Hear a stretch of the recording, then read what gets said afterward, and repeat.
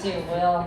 저는 초등학교 때 친구 따라 간식 받으러 주일학교 1, 2년 정도 다녔다가 이사를 가게 되면서 자연스럽게 교회를 다니지 않게 되었었어요. 저희 부모님도 믿지 않는 분들이었고 제 주변에 이렇게 교회를 다닌다고 하는 사람이 친구 한 명밖에 없어서 그렇게 신앙생활을 했었고요. 또 꾸준히 신앙생활을 시작하게 된 건 고등학교 1학년 때 저희 언니가 이제 서울에 멀리 교회를 다니다가 안산으로 이사 오게 되면서 이 근처에서 교회를 한번 찾아보자 해서 이제 안산 은혜 교회에 오게 되면서부터 제대로 신앙생활을 시작하게 되었었습니다.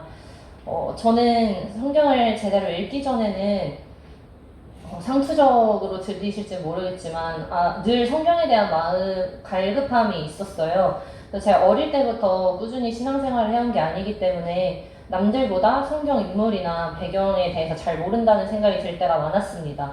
그럼 어떻게 알아가야 될까? 성경을 읽어보면 되겠다라는 생각이 들었지만 막상 읽어도 이게 무슨 말인지 이해가 안 되고 어려워서 성경책을 덮어버리기 일쑤였어요. 그리고 한 장만 읽는데도 졸음이 어찌나 쏟아지는지 그 한마디로 마음은 있는데 의지가 좀 약했던 것 같아요. 그래서 올해는 일독해봐야지 이렇게 마음을 먹은 적이 있다가 어느 해는 뭐 모세 오경만 읽은 적도 있고 어느 해는 신약만 읽은 적도 있고 뭐 읽다가 중도 포기한 적도 많았습니다. 그런데 어느 날 다른 교회에서 신앙생활 하는 친구가 있었는데 그 친구가 본인이 성경을 꾸준히 읽고 있고 어떤 방법으로 했더니 꽤 도움이 되더라 이런 이야기를 해주었어요.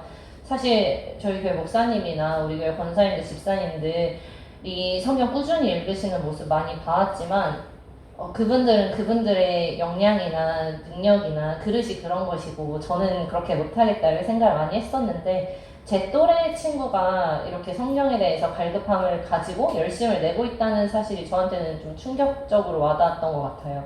저와 비슷하게 이 친구도 너무 취업 준비하느라 바쁘고 피곤하고 그럴 텐데 이 친구도 이렇게 열심히 하는데 나는 하나님께서 주신 시간과 건강을 가지고 왜 그동안 못했을까 하는 생각이 들어서 친구의 방법을 따라 해볼까 하면서 읽어보기 시작했고 또 올해는 특히 목사님의 권면으로 더 깊이 읽어보게 되었습니다. 습관을 들이는 게 힘들었어요. 그런데 막상 매일 읽어버릇 하니까 그때그때 하나님께서 주시는 말씀의 은혜가 느껴졌고 또 사람이 떡으로만 살 것이 아니요 하나님의 입으로 나오는 모든 말씀으로 살 것이라는 말씀이 무슨 뜻인지 조금은 알 것 같았습니다. 저는 초등학교에서 아이들을 가르치고 있고 매년 새로운 아이들과 학부모 직장 동료들을 만나게 되는데 지금까지 한 10년 정도 교사 생활을 했던 것 같아요. 어떤 애는 아이들 때문에 어떤 해는 그 아이들의 학부모님들 때문에 또 가족들과의 관계가 어려울 때가 있었고 또 경제적으로 집안이 안 좋을 때도 있었어요. 근데 그럴 때가 있었는데 성경을 읽다가 이사야서 41장 10절 말씀 두려워하지 말라 내가 너와 함께함이라 놀라지 말라 나는 내 하나님이 됨이라 내가 너를 굳세게 하리라 참으로 너를 도와주리라 참으로 나의 의로운 오른손으로 너를 붙들리라 라는 말씀이 마음에 너무 와닿았습니다. 특히 올해는 제가 셀 리더 모임 할 때 말씀을 많이 드려서 아시는 분들은 아시겠지만 저희 반에 좋게 말해서 말썽꾸러기가 있고요. 그 다음에 좀 특별한 학부모님이 계세요.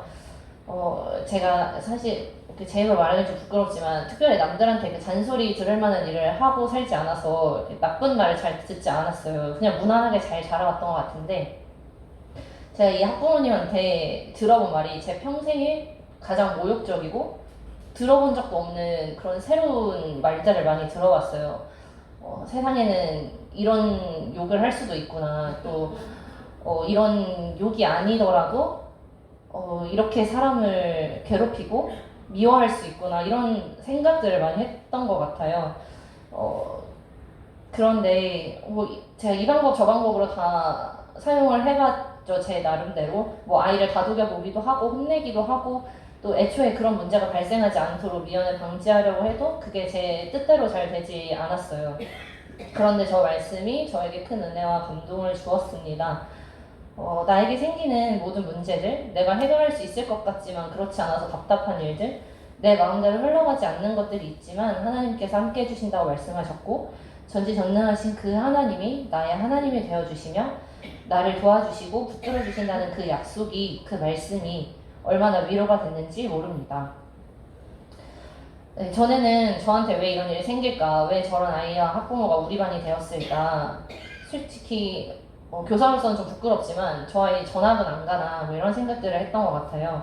그런데 성경을 통해서 말씀을 붙들게 되니까 하나님께서 이런 고난을 통해 저를 더 굳세게 하실 것이라는 것이 믿어지고, 지금은 나에게 어떤 일이 일어나든지 하나님께서 반드시 도와주실 것이라는 확신을 가지고 하루하루 시간이 흘러가는 것에 감사하며 지내고 있습니다. 3월 한 달 동안 학기 초라서 그때 제일 바쁜데요. 그때 정말 많은 일들이 일어났었고, 마음도 몸도 건강하지 못해서 어떻게 하면 휴직할 수 있을까 이런 생각까지 했었던 것 같아요. 그래서 저에게 그럴 때마다, 성경을 읽을 때마다, 때때마다 공급해 주신 말씀 덕분에 지금까지 버티고 잘 지낼 수 있었습니다.